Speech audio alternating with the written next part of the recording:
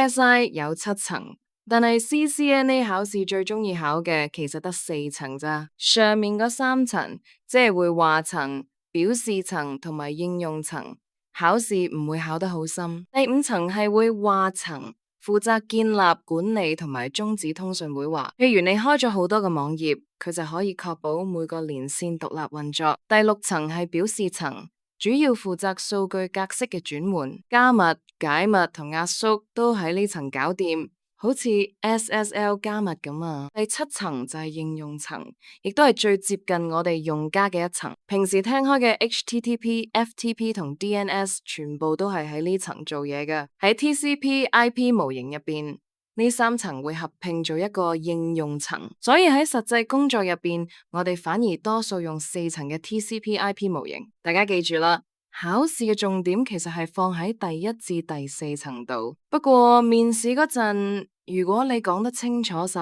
，7層絕對會加分㗎。